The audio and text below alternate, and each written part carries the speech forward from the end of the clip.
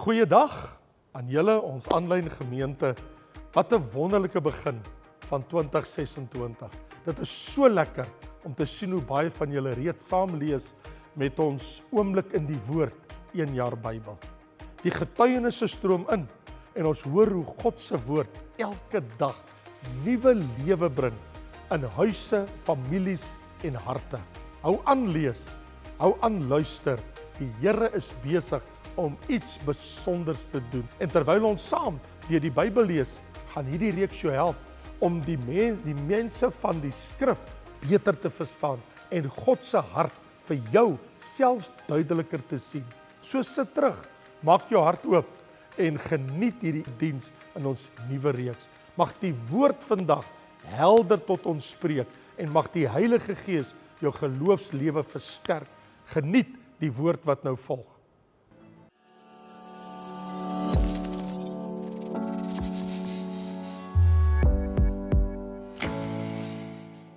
Die van julle wat weet, ons was verlede jaar besig met 'n reeks in klaagliedere van Jeremia, right? En die Here het my 'n klomp jare gelede in my lewe geleer, Raymond Lombard, as jy by my woord kom, jag jy nêrens heen nie. So ek wil net vir julle sê, ek is nie klaar nie.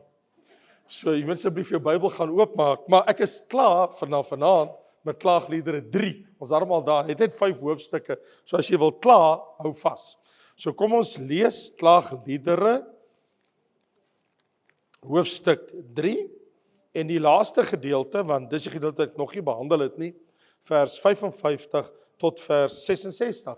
En dan bly daar net 2 hoofstukke oor. So kom ons lees saam. Klaagliedere hoofstuk 3 vanaf vers 55.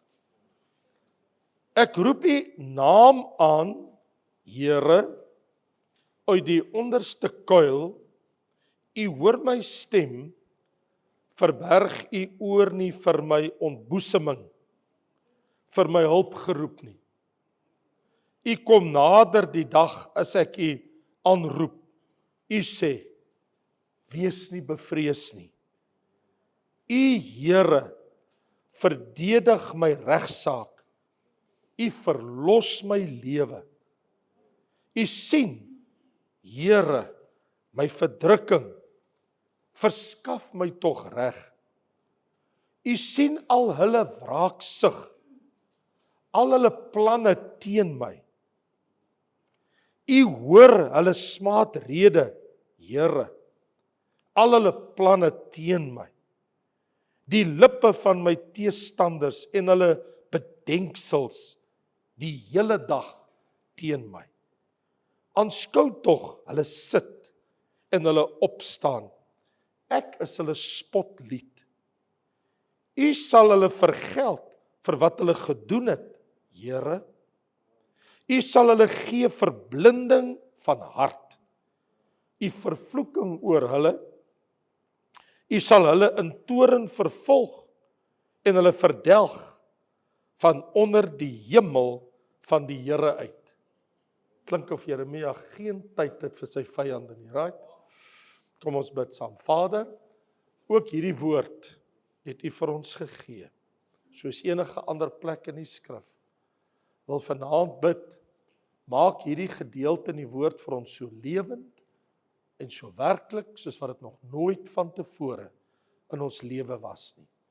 Geef vir ons insig, skranderheid, opmerksaamheid, sodat ons die skrifte ten aanskoue kan neem vanaand en kan hoor wat die Here ook vir sy kinders hierdeur wil sê. Seën nou hierdie woord, Vader, in Jesus kosbare naam. Amen. So, as ek moes 'n sin geskryf het oor wat hier staan, dan is my waarneming, Jeremia bemoedig homself in die Here, sy God. Dis wat hy doen. Hy bemoedig homself. Nou, wat 'n woord. En ek bedoel, as ons na die woord van die Here gaan, ons hoofdoelwit tog is om die Here beter te leer ken. Dis ons hoekom ons aan sy woord gaan, right? En beter te verstaan wat hy vir ons wil sê. En ek bedoel, Jesus het self op 'n dag gesê, toe hy gebid het in Johannes 17 vers 3, en dit is die ewige lewe, dat hulle U ken, die enige waaragtige God, en Jesus Christus, wat U gestuur het. Die doel van die Bybel is tog om ons te leer wie God is, en hoe hy doen, en wat hy doen, en deur sy seun, Jesus Christus. En hier het ons baie kosbare gedeelte, en jy sal miskien onthou verlede jaar, toe ons beginne die reeks, oor klagliedere van Jeremia, het ons gevind dat hierdie Bybelboek meer as enige ander Bybelboek in ons hele Bybel, en die Bybel het 66 boeke, dat dit die vreeslikheid en die skrikwekkendheid van die ander kant, die ander sy van God openbaar.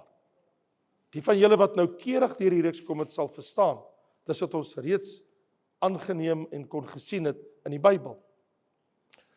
Want jy sien klaagliedere onderskei hom van alle boeke in die Bybel as die mees tragiese boek in die Bybel. Want onthou, Jeremia het gesit en ween, as jy nie weet nie, as jy nie voorheen nie was nie, buite die mure van Jerusalem, oor die stad wat verwoes was, die paleis en die huis en die tempel en alles, en wat gevat is in die ark, en alles wat vernietig is. Hy het daar gesit en ween, want die Babyloniërs het dit gedoen. En God het gesê, omdat julle nie luister, die gaan ek die Babyloniërs, julle gaan dit doen. Dit is wat hier gebeur het. En hier sit hy en hy beklaag die lot, maar die vyande spot, en sê, ja, kyk hoe lyk dit by julle, plek is vernietig, as niks meer nie. So, klaagliedere speel af in Jerusalem. En by die berg Moria, as jy nie geweet het nie, in die Ou Testament. Dis waar Abraham vir Isak op die altaar vasgemaak het. En as jy nie geweet het nie, dis waar ons Here Jesus Christus later gekruisig is. Dis dieselfde plek. Nou, hoekom raak dit my dan nou so baie klaagliedere van Jeremia in die Bybel? Wel, Jerusalem gaan die plek wees waar ek en jy vir ewig woon. Dan wat met Jerusalem gebeur, raak my en jou. En die feit dat dit die stad van die lewende God is, beteken ek moet kennis neem as die Here praat oor sy stad op aarde. En op die koop toe, daar staan mos hoeka geskrywe in 2 Timoteus hoofstuk 3, vers 16 en 17, die hele skrif, die hele Bybel, is deur God ingegee en is nuttig tot lering, tot weerlegging, tot teregwysing, tot onderwysing in die geregtigheid, sodat die mens van God volkome kan wees vir elke goeie werk, volkome toegerus. So dis hoekom ons die skrif het, dis hoekom ons die Bybel het. So elke Bybelboek het dan sy plek. As die hele skrif deur God ingegee is, moet ek en jy aandag gee aan elke Bybelboek. En ek sal jou aanraai vir jou eie gemoedsrus en kalmte in die ewigheid. Maak seker jy lees deur jou hele Bybel en maak seker dat jy weet wie elkeen van daai boeke geskrywe, so ver soos jy kan, want jy gaan hulle almal ontmoet in die hemel. En imagine Habakuk of een van hulle wil jou vraag vra of jy my boek gelees het en jou antwoord is negatief. Jy gaan baie sleg voel. So die feit dat die hele Nuwe Testament en die hele Ou Testament deur God ingegee is, moet ek en jy ons daarop toelê dat ons aandag gee aan die skrif. En ek het gesê, dit is om God beter te leer ken. Nou, Jeremia het 2 boeke geskryf. Klaagliedere, is eintlik 5 begrafnisliedere, 5 hoofstukke. Elkeen is ook 'n lied.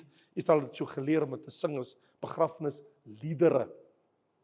Maar hy het ook sy profeteboek geskryf van Jeremia. En in Jeremia, hoofstuk 9, lees ek en jy in vers 23 en vers 24 hierdie woorde van Jeremia 9. So sê die Here. Nou, dit is dieselfde Jeremia wat hierdie klaagliedere nou net geskryf het, ek en jy gelees het. Maar hy sê op 'n ander stadium hierdie woorde, nog voor die tempel vernietig was, toe skryf hy die woorde, hy sê, die Here sê, Laat die wat wys is onder julle, as jy dink jy's wys, laat die wyse hom nie beroem op sy wysheid nie. En laat die sterke hom nie beroep op sy sterkte nie. En laat die ryke hom nie beroem op sy rykdom nie. Maar laat hy wat wil roem, hom hierop beroem. As jy oor enigiets jou wil beroem, beroem jou hierop, dat hy verstaan en my ken. Dat ek die Here is, wat goedertierenheid, reg en geregtigheid op die aarde doen. Want in die dinge het ek 'n behaag, spreek die Here.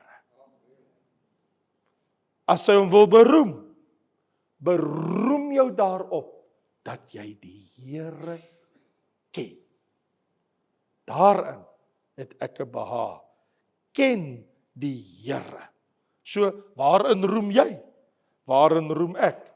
Paulus het dit mos ronduit gestel in Filippense 3, dat sy begeerte was, daar in vers 8 van Filippense 3, ek ag dit waarlik skade om die uitnemendheid van die kennis van Christus Jesus, wat ek alles prys gee. Paulus sê, ek gee alles prys in die lewe, om die eerste prys te behaal.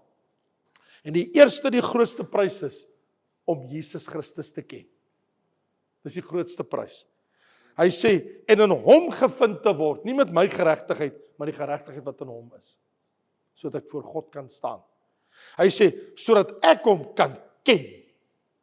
So wat Paulus sê, ek doen alles in die lewe, alles tot my beskikking, en ek sal enigiets prys gee, as ek die Here net beter kan ken. So wat sal jy prys gee om die Here beter te ken? So 'n bietjie laat slaap, dat jy die Bybel kan lees? Sal jy dit prys gee? Jou slaap 'n bietjie inkort, op jou bed, opstaan, die Bybel oopmaak, gaan lees, stil word, bid, om hom beter te ken. Sal jy ophou 4 ure per dag scroll op jou foon, en bietjie in die Bybel gaan scroll? Want ek lees hulle sê, jong mense scroll tot 4 ure gemiddeld per dag. Wat 'n gemors. En kyk na al die gemors wat mense opsit. Dis skrikwekkend. Hoe lank gaan jy dit doen? Dit steel al jou tyd met die Bybel. Jy sien, want klaagliedere praat juis hiervan, om kennis van God te hê. Om God te ken. Om hom beter te... So waarin roem jy? Ek sê waarin roem ek? Ek roem in die karakter van God. Want ek weet wie God is. Want ek ken sy woord. Ek slaan my oë op na die berge. En ek vra, waar sal my hulp vandaan kom? En ek sê, my hulp is van die Here, wat die hemel en die aarde gemaak het. En nie laat vaar die werke van sy hande nie. Ek roem in hom. In hom, in God. So vriende, in hierdie skrifgedeelte van klaagliedere, ek het gaan sit en ek het in 4 hoofies, as jy my sal toelaat, wil ek net 4 dinge opnoem, en dan wil ek vir jou elkeen net belig, om hierdie gedeelte vir jou wat ons nog gelees het, oop te breek met Jeremia, waar hy wat God geken het, intens geken het, baie intens, wat hy vir ons sê. In vers 44, voordat ons kom by vers 55, voorheen, by een van my vorige boodskappe, het ek vers 44 behandel, en as jy dit vergeet het, ek wil net weer vir jou lees. In dieselfde hoofstuk in vers 44 het hy gesê, u het u self in 'n wolk gehul. U omvou in 'n wolk, sodat daar geen gebed tot u kon deurdring nie. U wil nie luister as ons bid nie, want ons het nie na u geluister nie. U het jare met ons gepraat, en ons het nie geluister nie. U het vandat ons die tempel gebou het, tot nou toe, 400 jaar het God gepraat en die mense het nie geluister nie. Kan jy dit glo? Van die jaar 1000 voor Christus wat Salomo die tempel gebou het, net na tussen 950 en 1000 voor Christus, tot op 600 voor Christus, wat hy die eerste inval gehad het, 604 met Jerusalem, en in 547 voor Christus die tempel vernietig het. Bykans 400 jaar het God gepraat, die mense luister nie. Hy sê, nou het u in 'n wolk gehul, ons bid, maar u wil nie hoor nie, u hoor nie. En nou kom hy, hy's nou deur 'n klomp dinge daarna, nou sê hy in vers 55 vir die Here, ek roep u naam aan, Here, uit die onderste kuil. Want jy sien, die mense was bevrees, God luister nie meer as ons bid nie, want kyk, die tempel is vernietig, die stad is vernietig, die vrouens is oopgesny, die swanger vrouens, die kinders is vernietig, die stad is vernietig, die paleise, die huise, die pleine, alles is gevat, die goud en die silwer en alles is weg. Die altaar, die offer, die reukofferaltaar, die tabernakel, daar's niks meer nie. Daar's niks. Almal is dood. Die wat mense is weggevoer in ballingskap. Die armstes van die armes het oorgebly. Maar nou kom Jeremia en hy sê, ek roep u aan, o Here. Ek gaan u nie los nie. Wil ek net vir jou iets sê. Ek weet nie wat wil jy hê, moet die Here vir jou hierdie jaar doen wat hy nog nie gedoen het nie. Want hier in Lukas 18 vers 1 het hy gelykenis van met die oog op dat 'n mens gedurig moet bid en nie moedeloos word nie. So ek wil nou vir iets sê. Lukas 18 vers 1 sê die Here. Hy sê julle moet gedurig bid, Jesus, die seun van God. So Jeremia, jy het gepraat 600 voor Christus. Ek kan jou vanaand onderrig as jy hier was en vir jou sê, ons sê Jesus het gesê, ons moet nie ophou bid nie. So ek wil nou vir iets sê, as jy nog nie gekry het wat jy nog nie gekry het nie, hier, Here Jesus sê, jy moet aanhou bid. So hier is Jeremia, en hy sê, ek sal jy aanroep, want die mense sê, dit help nie ons bid nie, vers 44. Hy sê, maar ek, wat u ken, ek sal jy aanroep. Hy sê, ek roep u naam aan, Here, uit die onderste kuil. En hy sê, u hoor my stem. En nou wonder ek baie keer, dis baie keer hard om te bid, as dinge met jou baie moeilik skeefloop. Byvoorbeeld, ek het gevind, en deur God se genade, was ek baie min siek in my lewe, bitter min in my lewe, was ek ooit siek gewees, baie min, en ek kan God net daarvoor dank, maar ek onthou, dit was die moeilikste tyd in my lewe om te bid, as ek so verskriklik siek gewees het by 1 of 2 of 3 geleenthede in my lewe. Ek onthou, as iemand ingekom het, dan sit soos lewensasem as hulle vir my bid. Ek onthou die dag, toe ek so geruk het, van siekte, van malaria in my liggaam. En ek is in die huis hier oorkant die kerk gesit. En dit was, as ek my geheue my in die steek laat, het was 'n donderdag of 'n vrydagmiddag. En die deurklokkie lui by die huis. En Eddie Dokkel, wat in die gemeente my ouderling was, kom ingestap. En hy sê, ek hoor pastor is siek. En ek sê vir hom, ek is verskriklik siek. Ek kom uit die Kongo uit, en hulle dink ek het miskien Ebola gekry, en hulle wil my nie in 'n hospitaal opneem nie, want hulle sê, maar jy kom uit die diepste reënwoud uit, so ons stel voor, jy bly by die huis, Dr. Ralf Hamman, hulle het dit so gereël, en ons wag tot jou koors piek, en as hy op sy piek is, dan bring hulle jou in, dan kan ons vinnig jou bloed trek, en kan ons kyk, of kan ons op daai oomblik ontleed, wat het jy gekry, wat se tipe malaria in die reënwoud.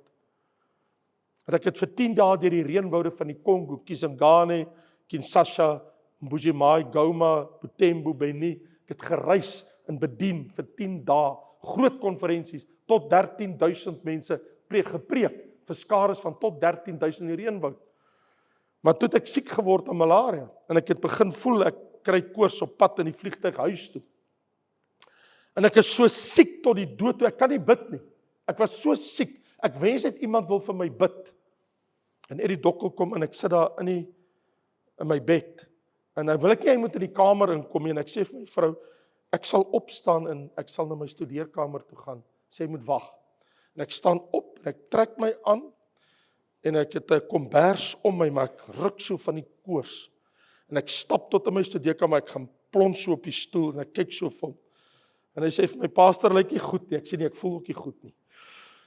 Hy sê, wat's fout? En ek vertel hom die storie. En hy sê vir my, maar pastor, ek het net kom hoor hoe dit met jou gaan, en ek gaan sommer net gou vir jou gebed doen, en maar baie sterkte. Ek sê, ag, dankie broer, bid net vir my, bid net vir my. En ek dog, maar ek gaan opstaan, ek gaan probeer. En ek staan op my, dit is moeilik, want ek bewe so van die koors. En ek staan op, en ek staan so voor met die kombers so om my.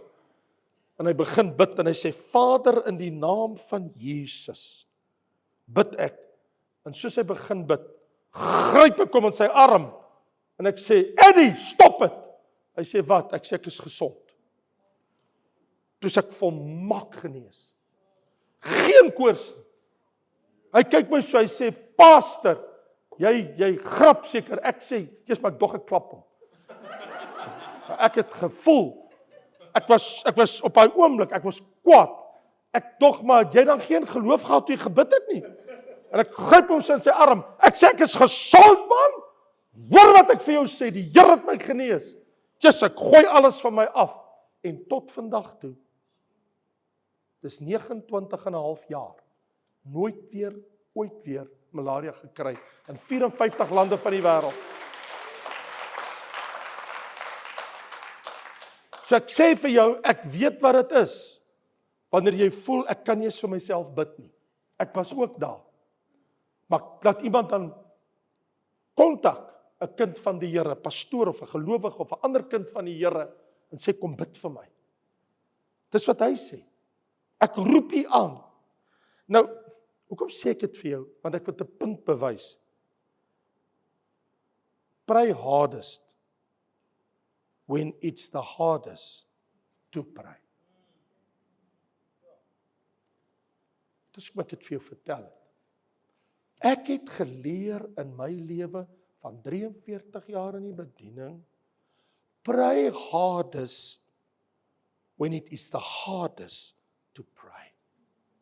Bly deurdruk. Moenie los nie, want jy weet nie wanneer die Here vir jou sal deurkom. En ek het dit met my eie oë gesien, my eie lewe beleef. So in vers 57 sê hy, u kom nader die dag as ek u aanroep, en u sê, wees nie bevrees nie. Dis sy bemoediging. Hy sê, u kom nader as ek bid. God kom nader. Hy sê, nader tot my, en ek. Nou God is baie keer baie ver van ons af, want ons het nooit tot hom genader nie. Wat het hy gesê? Jy moet eers nader kom. Nader tot my. En ek sal tot jou nader. Baie keer voel God so ver, want jy het nie na hom toe gekom nie. Nader tot my. En ek sal tot julle nader. En dan is dit nie 'n kwessie van, ek bid nie soos tot God. Soos 'n weeskind, wat in 'n weeshuis bid, waar daar nie kos is nie, sonder 'n vader, of 'n moeder wat hoor as hulle bid nie. Ons ken God. Ons weet wie God is. Ek is nie sy weeskind nie, ek is sy kind. Jy is sy kind. En jy kan in sy kind na hom toe kom. Dan die tweede ding, behalwe dat hy sê, dat God antwoord gebed. Ek gaan tot die Here, ek gaan roep, ek gaan bid. Die tweede ding wat hy sê is, dat die Here is sy verlosser. In vers 58 sê hy, U Here verdedig my regsaak, U verlos my lewe. Die Here is werklik ons verlosser. En het jy geweet, in Psalm 34, ek weet nie maar laas dat jy dit gelees nie, maar daar staan geskrywe, maak die Here saam met my groot en laat ons sy naam verhef. Nou hoor wat sê hy. Hoor wat sê hy? Dis is nou Dawid. Hy het baie moeilikhede gehad in sy lewe en baie het hy self veroorsaak. Maar hy sê, ek het die Here gesoek. Soek jy nog die Here? Is jy te besig? En hy het my geantwoord en my uit al my vrees gered. Al my vrees. Want ek het hom gaan soek. Ek het die Here gesoek. Hy sê, hierdie elendige, die elendige, ek het geroep en die Here het gehoor. En hy het my uit al my benoudhede verlos. Hy het my gehelp. Die engel van die Here het 'n laar om my getrek. Hy sê, smaak en sien dat die Here goed is. Welgeluksalig, né? Welgeluksalig beteken 3 maal salig, né? Welgeluksalig. Die woord welgeluksalig beteken 3 keer gelukkig is jy. 1 keer salig, 2 keer, 3 keer. 3 keer gelukkig is jy. Welgeluksalig, 3 maal gelukkig is jy, die man wat by hom skuil. Vrees die Here o sy heiliges, want die wat hom vrees, het geen gebrek nie. As jy die Here vrees, sorg hy vir jou. God sorg vir jou. En dan die derde gedagte wat ek hier by Jeremia sien, in Klaagliedere, daar in vers 59 tot 63, hoor wat sê, hy sê, u sien Here, my verdrukkinge, u sien hulle wraaksig, u hoor hulle smaartrede, aanskou tog Here. So, hy sê, God kan sien. Hy is alsiende. Hy aanskou. Baie keer wonder ek en jy, maar sien die Here my situasie? Verstaan die Here wat ek deurmaak? Kan hy dit nie sien nie? Nou sê hy in vers 59, u het gesien. In vers 60, u sien. In vers 61, u hoor. In vers 63, aanskou Here. Hy sê, die God van die hemel, hy is nie doof nie, hy sê, u het ore om te hoor, u het oë om te sien. Die Here kan sien. Dit beteken God weet alles. God sien alles. God hoor alles. Daar's niks by die Here verborge nie. Hy weet alles. Niks ontglip sy oë of sy ore nie. Dit maak nie saak hoe groot dit is, of hoe klein die detail is. In die publiek, of in die geheim, God weet alles. Hy kan alles sien. Jy weet, pastoor J.F. Rowlands, in ons kerk, hy is dood in 1979, hulle het probeer baie keer om te vermoor, die Indiërs. En hy was meer as 40 jaar in die bediening. Hy het 7 jaar vir die Here gewerk voor sy eerste bekeerling onder die Hindoes in Durban, een van ons pastore. En eendag toe bel hy die moderator, pastoor Swanepoel in Pretoria, en hy sê, jy moet gou vir my vliegtuig kaart, ek go op Israel toe. En pastoor Rowlands het briewe geskryf vir Richard Burton, die rolprentster in Amerika, vir Clint Eastwood en vir Liz Taylor. Hy was penvriende met hulle, en hy het briewe gehad, maar hy deur pastor Rowlands. Sy stokperdjie was om celebrities in die wêreld, rolprentsterre en sportsterre, vir hulle briewe te skryf, om hulle van die Here te leer. En baie van dit vir hom teruggeskryf in briewe, en dit was in sy besit. Maar hy het hierdie snaakse ding gehad, hy het geld bymekaar gemaak, nie geld soos in vandag se geld, hy het Nuwe Testamentiese, Bybelse geldstukkies, het hy bymekaar gemaak, dit was sy stokperdjie. En eendag sê die Here vir my, ek wil nie met Israel toe gaan, JF. En hy bel vir Swanepoel en sê, ek kry gou vir my kaartjie, en hy vlieg toe van Durban, Johannesburg toe, en in Johannesburg kry toe die vliegtuig. Maar hy het hierdie ding gehad, hy het, daar's 2 geldstukkies kort in sy versameling. Dan het hy van al die Nuwe Testamente geldstukke, het hy die volwaardige versameling. Ek dink dit is iewerste by universiteit, of iewerste, of in Bethesda, in Durban, het hulle vir my vertel, dis waar het iewerste daar, dit mag daar wees, word het gehou. En in elk geval, en hy land, en Swanepoel, so Dok Verster het my die storie vertel, 'n vriend van my, pastoor Dok Verster, ons was baie groot vriende vir baie jare. En hy het my die storie self vertel van sy vriend JF. En hy vertel my eendag en hy sê vir my Raymond en ek sê vir JF, maar vertel my die storie.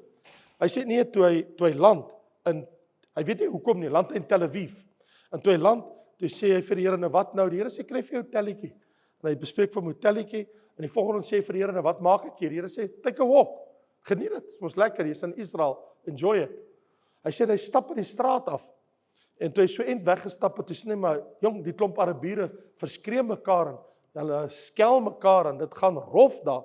Tot hulle een van hierdie groot stootskrapers en een van hierdie wat met die grawe kan hark, soos 'n tractor met 'n back actor, en hulle grawe daar en hier's glasborrels wat bars en stikkende goed.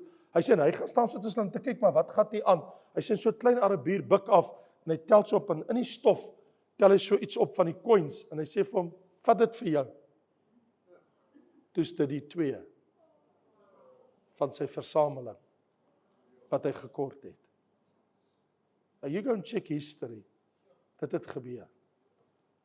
God het geweet, iewers in die grond in Israel, is daar 2 klein geldstukkies vir sy kind. Wat is die kans dat hy op so 'n dag, op so 'n oomblik, only God. Ek sê only God. Hoekom vertel ek dit vir jou? Want God was besorg oor die detail in sy kind se lewe. God is besorg oor die detail in jou lewe. Dis nie net die groot dinge nie. God kyk ook na die klein dingetjies. As dit vir die Here iets was om vir sy kind te doen, wat sal hy nie vir jou ook doen as sy kind nie? Ek dink ons het baie keer nie, want ons het nooit gewaag om daaroor te bid nie. Want die Bybel sê jy het nie, want jy het nie gebid nie. Dis waar. Wat ek sluit, daar's nog net een gedeelte wat my aangryp, en dis die laaste gedeelte, waar hy in vers 64 sê, U sal hulle vergeld vir wat hulle gedoen het, U gaan vir 'n verblinding gee, daar's 'n vervloeking oor hulle, U toorn is oor hulle. Maar kom ek jou iets vertel, die vergelding waarvan Jeremia praat, is so wat die mense gedoen het oor Jerusalem. En so wat hy sê is, U het gesien wat het hulle gedoen, U het gesê ek gaan hulle stuur, maar U gaan hulle ook uitsorteer. So ek bid, Here, U stort die toorn oor hulle uit en vergeld hulle, en vervloek is hulle, kyk wat hulle gedoen aan ons mense.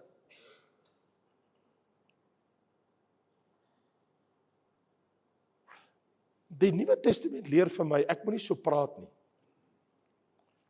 Die Nuwe Testament leer vir my, Jesus sê, onder die wet is dit en dit gesê, maar ek sê vir julle, dit lees jy mos in Matteus 5, 6 en 7, nee. En jy het gelees in die wet staan dit en dit, hy sê, maar ek sê vir julle, ek het iets groter as dit, as wat net in die wet staan. Hoekom ek sê vir jou, wat sê Jesus? Hy sê in Lukas 6, vers 27 en 28, ek sê vir julle wat luister, as jy oor het om te hoor, julle moet julle vyande lief hê, goed doen aan die wat vir julle haat, en seën die wat julle vervloek, en bid vir die wat julle beledig. 4 dinge. As jy 'n vyand het, as jy 'n teestander in die lewe het, iemand wat jou teestaan, betoon liefde, doen goed, seën en bid. It's strange, want wie wil dit doen? Regtig? Moet ek dit doen? Is dit wat die Here van my vra? Sien jy kans daarvoor? Sien jy regtig kans om so iets te doen aan iemand wat jou seer gemaak het? Sal jy seën? Sal jy dit regtig doen? Sal jy vir daai persoon bid? Sal jy dit doen? Kan jy liefde betoon vir so 'n mens? Iets goeds aan daai persoon bewys? Dis 'n harde ding, né? Dis 'n moeilike ding. Sien jy kans? om dit aan God oor te laat, dat hy die regter dan is. Jy sien, ek sluit hiermee, soms kry ek en jy 'n bevel, waarvoor ons nie regtig kan sien nie. Ek gaan jou vertel een van hulle. Soos 'n vrou, sy vergesel haar man na die dokter vir 'n afspraak, hy het borskaspyne. En sy gaan saam, sy sê vir hom, ek gaan saam met jou dokter toe. En nadat die dokter hom ondersoek het, toe neem hy die man se vrou privaat, een kant, en hy sê vir haar, tensy jy die volgende doen, sal jou man verseker sterf. En sy sê, wat moet ek doen? Hy sê, maak vir hom elke oggend ontbyt. 'n Goeie ontbyt. Eiers, roosterbrood en vars vrugte. En maak seker dat hy elke middag by die huis kom eet vir middagete en jy gee vir hom 'n gebalanseerde middagmaal. En vanaand moet jy seker maak dat jy vir hom 'n heerlike, hartlike, warm bord kos gee en moenie dat hy te veel om oorwerk in die huis nie, asseblief. En terwyl hulle huis toe ry in die kar, toe vra die man vir sy vrou, die man wat die borspyne gehad het, so, kom die dokter jou privaat eenkant toe vat, wat het hy vir jou gesê? Sy sê nee, hy het gesê, jy gaan doodgaan.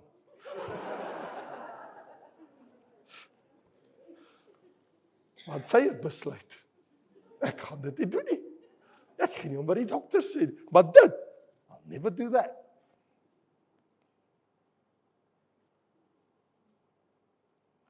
Dis nie dokter Raymond Lombard wat nou met jou praat nie. Dis Jesus wat met jou praat. En Jesus sê, jy moet jou vyand lief hê. Jy moet goed doen aan die wat jou haat. Seën die wat jou vervloek. En bid vir die wat jou beledig. Think about that. As jy hierdie jaar ingaan en jy loop jou vas teen iemand, hoe jy gaan reageer.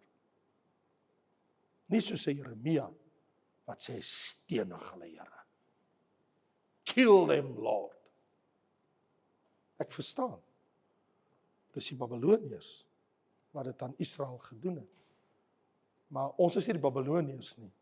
En ons is nie Israel nie. Ons is kinders van God. En Jesus sê, dis wat jy moet doen. Vader, ek bid in die naam van Jesus, gee ons die krag, die moed van ons oortuiging, en die wil en die begeerte, om u woord uit te voer, soos u dit aan ons oorgedra het. Dit bid ons, in die wonderlike naam, die kosbare naam, van Jesus. Here, gee dat ek sal doen, wat u woord sê.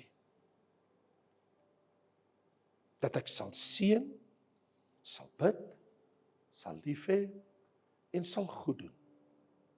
Selfs teenoor hulle, wat dit nie verdien nie. Die een aan wie ek dit soms die minste wil doen. Gee my 'n ander hart, Here. Want ek ken u. Toe ons nog sondaars was, het u Jesus gestuur. Toe ons ver van God was, het die Seun van God gekom. En hy het sy lewe vir ons gegee.